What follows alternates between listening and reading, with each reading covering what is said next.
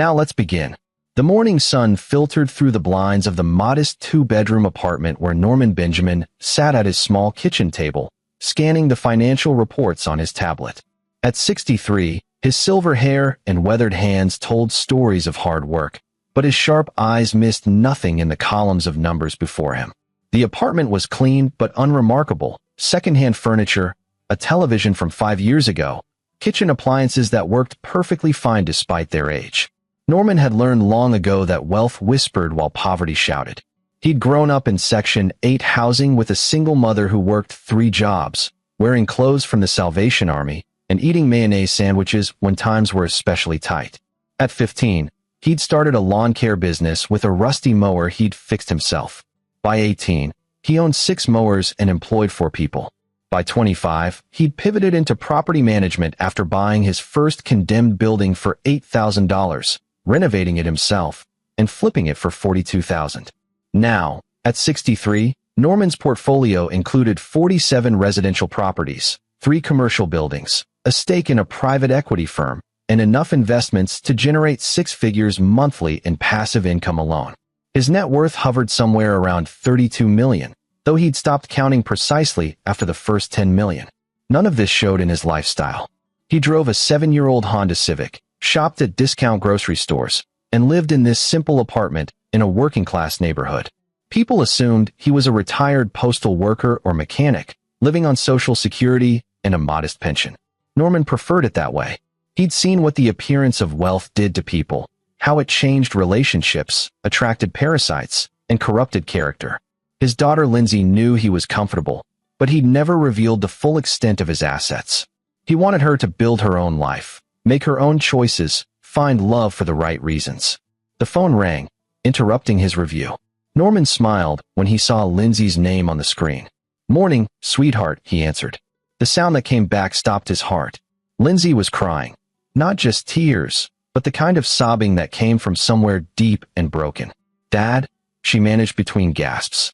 "Dad, I don't know what to do." Norman was already standing, his protective instincts firing. "What happened? Are you hurt? Is it Gabriel?" "Gabriel's parents," she choked out. "They came over last night. They sat us down and told Gabriel he needs to divorce me. They said we're too poor, that I'm dragging down the family name, that Gabriel deserves better than someone from our limited background." Norman's jaw tightened. He'd met Carol and Dolores Compton exactly 3 times, at the engagement party, the wedding, and one awkward Christmas dinner. Each time, they'd looked at him with barely concealed disdain, making pointed comments about his quaint lifestyle and simple career. They'd assumed he was poor because he didn't flaunt wealth. They'd never bothered to ask. "What did Gabriel say?" Norman asked, keeping his voice calm despite the fury building inside him. He told them it was ridiculous at first, but they wouldn't stop. They kept talking about their country club friends, about image, about the Compton family legacy. They showed him financial projections about how marriage to me was limiting his potential. "Dad, they've been planning this." They had charts. Norman sat back down, his mind already working. Charts. They tracked every penny Gabriel has spent on me over the last year. They calculated what our combined income would be versus what he could make if he married someone from their circle. They've apparently already picked out someone, Brittany Sutton, some banker's daughter. They've been setting up chance encounters for months. "And Gabriel?" Lindsay's voice cracked. "He said he loves me, but he's been so stressed. His parents control his trust fund until he's 35. They're threatening to cut him off completely if he doesn't see reason. We have bills, Dad. The car payment, rent, my student loans. I told him we'd figure it out, but he's scared."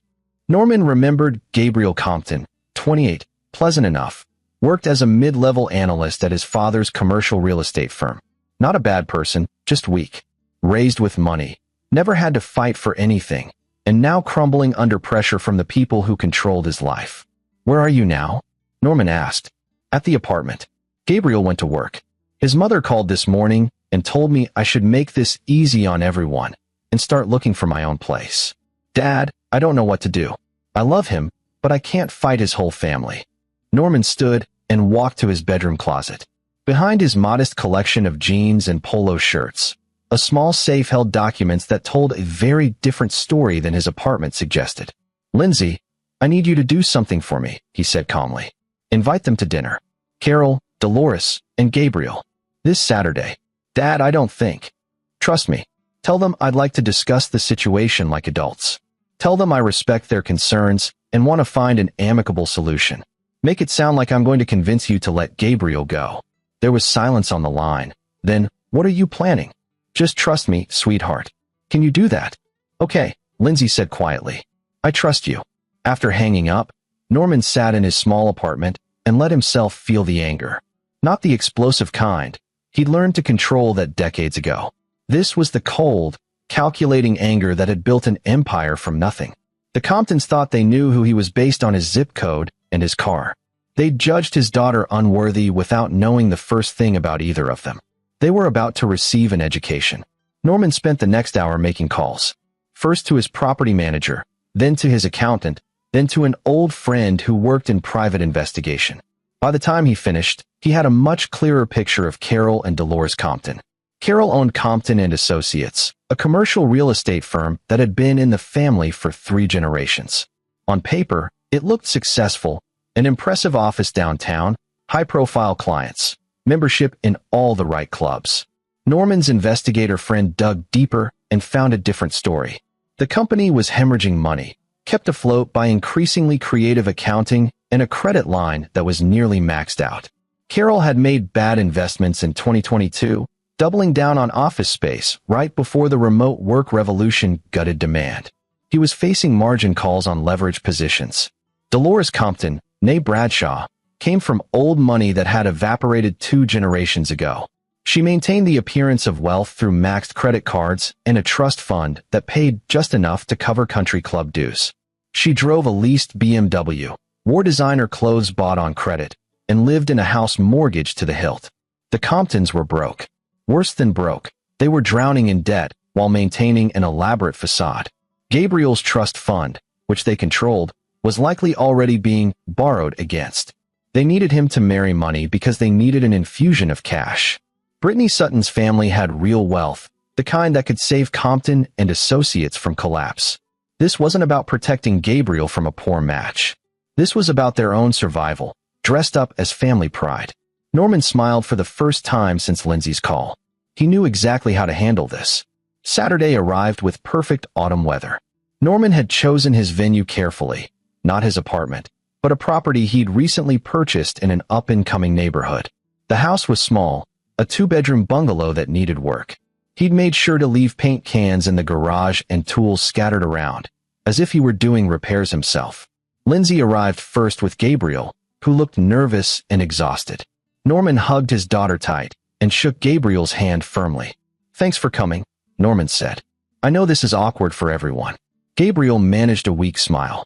I appreciate you trying to help us find a solution, Mr. Benjamin. The Comptons arrived 15 minutes late, which Norman suspected was intentional, a power move. Carol Compton emerged from his leased BMW in a designer suit that probably cost $3,000. Dolores wore enough jewelry to stock a small boutique, each piece carefully chosen to broadcast wealth. They both surveyed Norman's small house with expressions that mixed pity and disgust. Norman, Carol said, extending a hand without warmth. Thank you for hosting. Of course, Norman replied, matching his lukewarm grip. Come on in. I hope you don't mind the mess. I've been doing some renovations. Dolores sniffed delicately as she entered, her eyes cataloging every piece of discount furniture, every scuffed wall, every sign of what she assumed was poverty. How charming, she said in a tone that meant the opposite. Very rustic. They gathered in the living room. Norman had set out coffee and store-bought cookies, which Dolores declined with a wrinkled nose. The tension was thick enough to cut. Carol cleared his throat. Norman, I appreciate you being reasonable about this situation. It's nothing personal, you understand. We simply want what's best for Gabriel, and we've determined that this marriage isn't financially viable for his future. Norman nodded slowly. I see. And you've discussed this with Gabriel? We have, Dolores interjected. He understands our concerns, even if he's allowing emotion to cloud his judgment temporarily. Young love is wonderful, but it doesn't pay bills. Lindsay's jaw tightened. Norman reached over and squeezed her hand. You're right, Norman said. Love doesn't pay bills. Financial stability matters. That's why I thought we should all sit down and discuss the reality of the situation. Carol looked pleased. Exactly. Now, we've prepared a proposal that would help Lindsay transition. Before we get to that, Norman interrupted gently. I'd like to ask you both a question. What do you think I do for a living? The Comptons exchanged glances. You're retired, aren't you? Dolores said. Lindsay mentioned you used to be in property management or something. Or something, Norman agreed. Gabriel, your father is in commercial real estate, correct? Yes, sir, Gabriel answered. Then you understand the market. Carol, what would you say is the most important factor in building wealth through real estate? Carol looked confused by the change in subject, but answered, location and timing. Buy low, sell high, or hold for appreciation. Exactly right, Norman said. He stood up. I'd like to show you something. Why don't we all take a drive? A drive? Dolores frowned. Norman, we came here to discuss. I know what you came here to discuss, Norman said, his voice still pleasant, but carrying an edge now. Humor me. It won't take long. They piled into two cars, Gabriel and Lindsay in Gabriel's sedan, the Comptons in their BMW, and Norman in his Honda. He led them through the neighborhood, then across town to a historic district where Victorian homes lined tree-shaded streets. Norman pulled up in front of a beautifully restored three-story Victorian painted in tasteful gray and white. It was worth easily $2 million. This is the first property I ever bought, Norman said as they all got out. Paid $8,000 for it in 1988. It was condemned, roof caved in, foundation cracked, drug dealers using it as a shooting gallery. I spent a year rebuilding it myself. Sold it for $42,000. Carol looked confused. That's quite a profit margin for a first flip. It was, Norman agreed. So I used that money to buy 2 more condemned properties. Renovated those. Sold them. Bought 4 more. You see the pattern? He got back in his car. They drove to a luxury apartment complex on the waterfront. Norman pulled into the owner's parking spot. This is my first commercial property, he said. Bought the building in 1995 for $300,000 when the waterfront was still industrial. Spent 5 years converting it to luxury apartments. It generates about $40,000 a month in rental income now. The property is worth approximately $8 million. Dolores's face had gone pale. Carol's expression was unreadable. There are 48 units, Norman continued. Full occupancy rate. I could sell tomorrow and retire comfortably. But why would I? Passive income is the key to real wealth. Wouldn't you agree, Carol? Gabriel was staring at his father-in-law with his mouth open. Lindsay squeezed his hand, her own expression carefully neutral. She was beginning to understand what her father was doing. Norman drove them to a small office building downtown. This one I picked up in 2008 during the crash. Owner was desperate, sold for half what it was worth. I spent 2 years filling it with tech startups, gave them favorable rates to build relationships. 3 of those startups went on to major success. One offered to buy the building from me for 3 times what I paid. I declined. Their rent keeps going up with their success. The tour continued. A strip of commercial properties that Norman had assembled piece by piece over a decade. A residential neighborhood where he owned 18 homes, all rented to families with stable jobs. A warehouse district where he'd bought early and held as the area gentrified, watching values multiply. By the time they reached the 5th property, Carol's face had turned a concerning shade of red. Dolores looked like she might be sick. How many properties do you own? Gabriel finally asked, his voice barely above a whisper. Norman pulled out his phone and scrolled through a spreadsheet. Residential properties, 47. Commercial buildings, 3. Land holdings, several parcels I'm waiting to develop or sell. I stopped counting the exact value after I hit 8 figures. My accountant tells me it's around 32 million now. Give or take a few million depending on market fluctuations. The silence in the car was deafening. The apartment where I live? Norman continued. I own the building. I live there because it's quiet. The neighbors are good people, and honestly, I like the neighborhood. The car I drive is paid off and runs perfectly. Why would I replace it? The clothes I wear are comfortable. I don't need to broadcast wealth. Real wealth doesn't need an audience. He turned to look directly at Carol. Now, let's talk about your concern that my daughter isn't financially suitable for your family. Carol's mouth opened and closed like a fish. No sound came out. Norman drove them back to the small house where they'd started. Once inside, He pulled out a folder from a briefcase that had been waiting on the kitchen counter. I had a researcher look into Compton and Associates, Norman said, spreading documents on the table. Interesting reading. You're carrying $17 million in leveraged debt, Carol. Your office building downtown? You took a variable rate loan that's adjusted 3 times in the last year. Your commercial tenants are leaving because you can't afford building maintenance. You've got margin calls coming due on properties you bought at peak prices. Carol's face went from red to white. That's private information. You had no right. Public records, Norman corrected. Anyone can access them if they know where to look. Your company is 3 months from insolvency. Maybe less. He turned to Dolores. And you. The Bradshaw Trust Fund pays you $42,000 a year. Your credit card debt is north of $200,000. The house is mortgaged at 95% loan to value. You're living on borrowed money and borrowed time. Dolores stood up, shaking. How dare you? I dare because you tried to destroy my daughter's marriage to save yourselves, Norman said, his voice hard now. This was never about protecting Gabriel from a poor match. You need him to marry Brittany Sutton because her family has the cash to bail out your failing company. You were willing to break his heart and ruin my daughter's life to save your own skins. Gabriel turned to his parents, his expression a mixture of betrayal and horror. Is that true? All of this is true. Carol couldn't meet his son's eyes. Dolores opened her mouth, but nothing came out. The trust fund you control? Norman continued. I'm guessing you've already been borrowing from it. The ledgers will tell the story if Gabriel asks for an audit. You can't prove, Carol started. I can, Norman said simply. I've already got my forensic accountants looking into it. Takes about a week to get a complete picture, but the preliminary numbers are damning. You've taken at least $200,000 from Gabriel's trust to cover company expenses. Gabriel stood abruptly. You've been stealing from me? It's not stealing, Carol protested. It's a loan. We were going to pay it back once the Sutton deal went through. The Sutton deal, Gabriel repeated, his voice hollow. You were going to pimp me out to save your company. Don't be dramatic, Dolores snapped. Brittany is a lovely girl from a good family. I'm married to Lindsay. Gabriel shouted, the first time any of them had heard him raise his voice. I love Lindsay. I don't give a damn about Brittany Sutton or her family's money. Norman watched his son-in-law with new respect. Sometimes people surprised you when pushed far enough. Here's what's going to happen, Norman said, his voice calm again.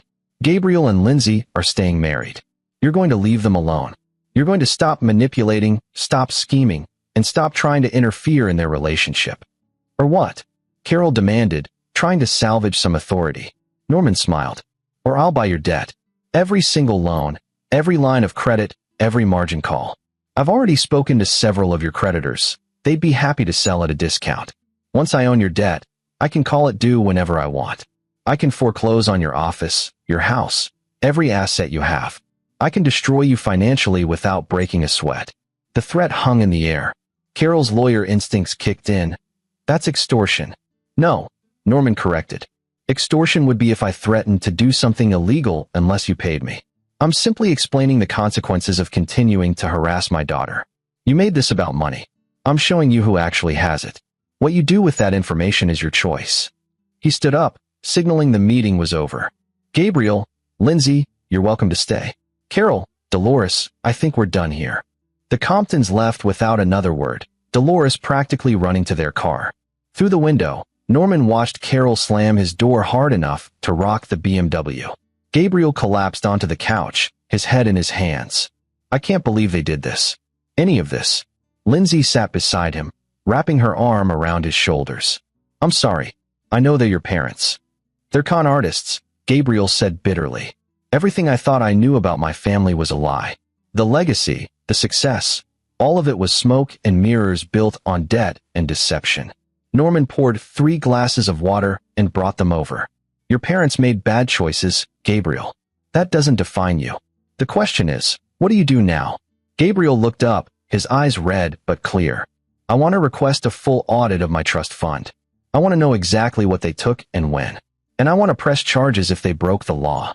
That's going to be hard, Norman warned. They're your parents. They tried to destroy my marriage to cover their fraud, Gabriel said. That ended any claim they had on my loyalty. Norman nodded approvingly. The boy had spine after all. Lindsay looked at her father with tears in her eyes. Why didn't you ever tell me? About any of this. Because I wanted you to make your own way, Norman said. I wanted you to work hard, value money, understand what it takes to build something from nothing. If you'd grown up knowing I was wealthy, would you have finished college? Would you have taken that job you hated to pay your loans? Would you have learned the value of a dollar? Probably not, Lindsay admitted. Exactly. I gave you the same start I had. Nothing but love and the expectation that you'd work for what you wanted. You became the person you are because you had to earn everything. That's worth more than any trust fund. Gabriel cleared his throat. Mr. Benjamin, I need to quit my father's company. I can't work for him after this. But I need to find another job fast. We have bills. Already handled, Norman said. I spoke with Randolph Dow this morning. He runs a commercial real estate firm that's actually profitable. He's looking for an analyst with your background. The job's yours if you want it. Better pay than what your father was giving you, too. Gabriel's mouth fell open. You set that up this morning? I knew this conversation was coming, Norman said. Seemed prudent to have options ready. Lindsay hugged her father tight. Thank you. For everything. Norman hugged her back. That's what family does, sweetheart. We protect each other.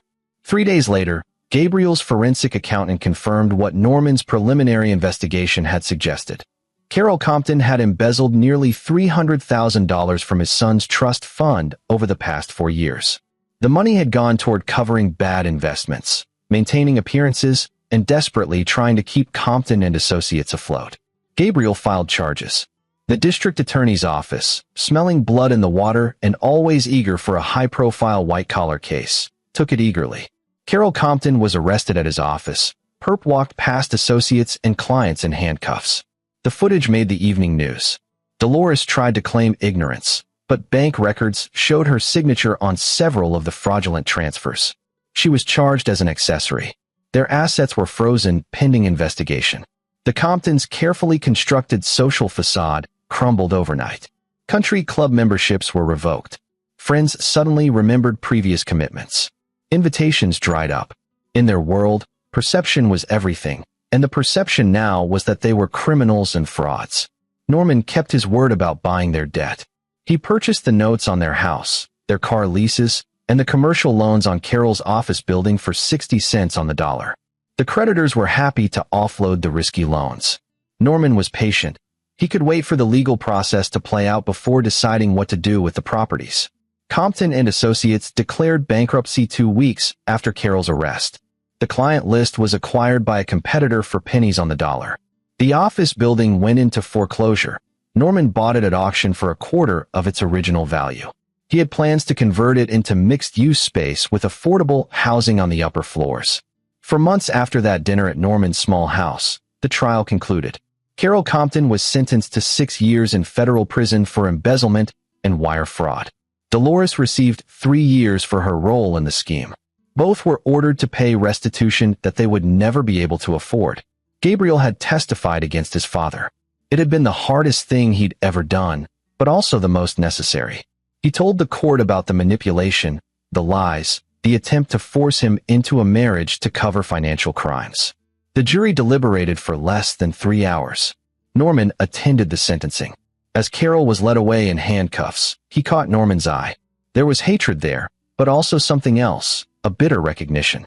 He'd played a game he thought he was winning, only to discover his opponent had been playing on an entirely different level. On a sunny Saturday in April, Norman hosted a different dinner at a different house. One of his larger properties, a beautiful colonial with a garden where Lindsay had played as a child. She'd never known he owned it. He'd always said he was house-sitting for a friend. The guest list was small. Lindsay and Gabriel, Gabriel's aunt who'd disowned Carol after learning about the fraud, and a few of Norman's oldest friends who'd been with him since the early days of buying condemned houses. Gabriel stood to make a toast.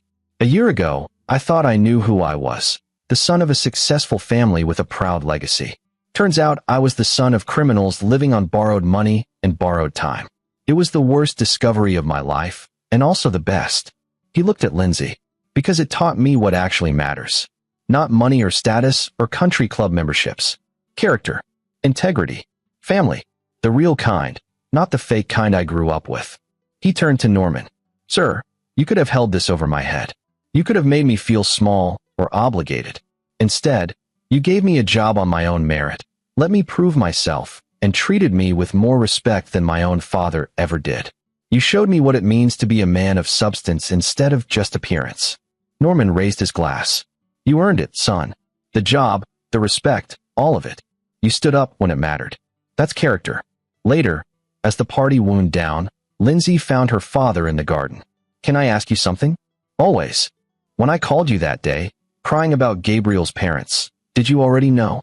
About their debt, their schemes, all of it?" Norman considered the question. "I knew Carol's company was struggling. That's public information if you know where to look. I didn't know about the embezzlement until I dug deeper. But I knew the type of people they were from the first time I met them. People who judge others by their net worth usually do so because they're insecure about their own. Real wealth is quiet. Desperation is loud. You taught me that," Lindsay said. "By living the way you do. By never caring what people thought." "I care what good people think," Norman corrected. "I just don't waste energy on the opinions of those who value the wrong things." The Comptons looked at my old car and small apartment and assumed I was beneath them. They never bothered to look deeper. "That's their loss, not mine. They're going to spend years in prison," Lindsay said quietly. "Part of me feels bad for them." "That's because you're a good person," Norman said. "But don't confuse compassion with excusing their actions. They made choices. They committed crimes. They tried to destroy your marriage to cover their own failures. Consequences are part of life. Do you think Gabriel will ever forgive them?" Norman thought about his son-in-law, who'd been working 70-hour weeks at his new job, determined to prove he could succeed on his own merit. Maybe someday. That's his journey to take. But forgiveness doesn't mean forgetting. It doesn't mean pretending it didn't happen. It means accepting what was and choosing not to let it poison your future. Lindsay leaned against her father's shoulder. "Thank you for waiting to tell me about your money. I get it now. If I'd known growing up, I might have turned out like them.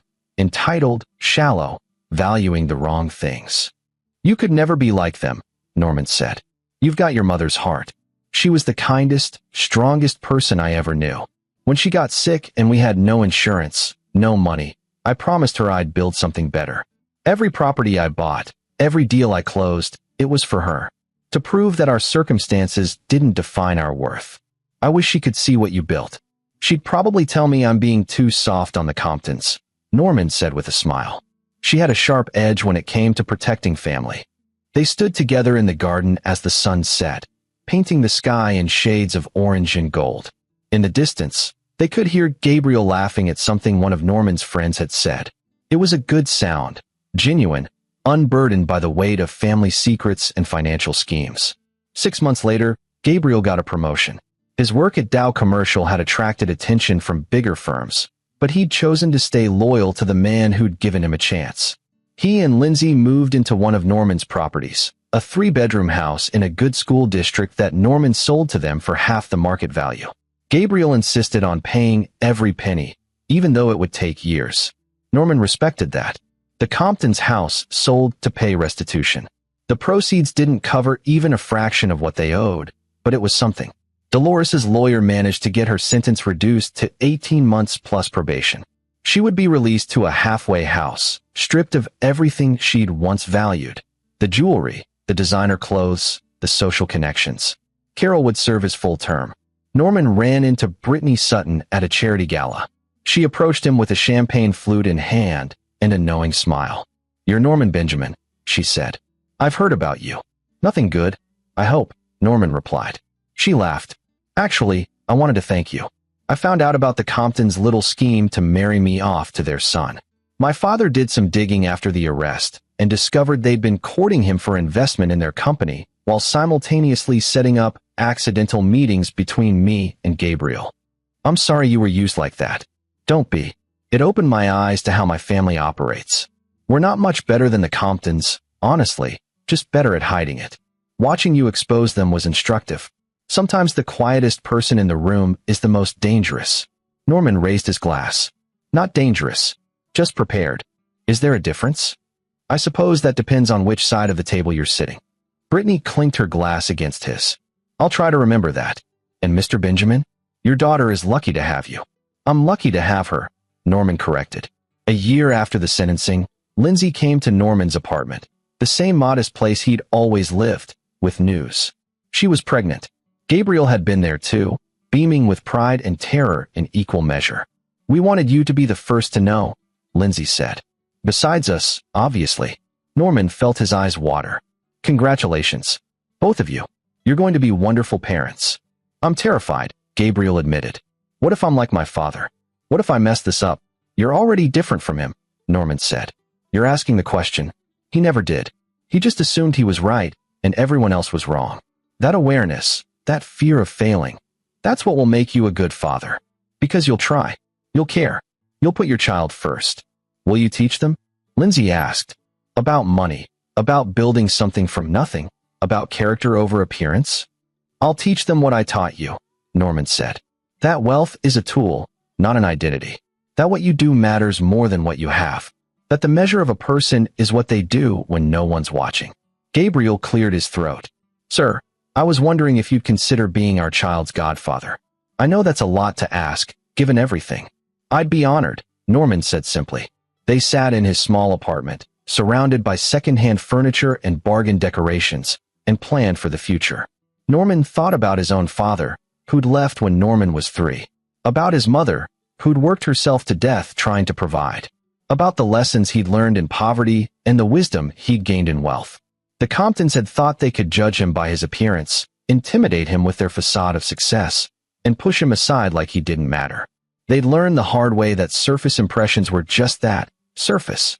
Real power, real wealth, real character ran deeper than designer suits and luxury cars.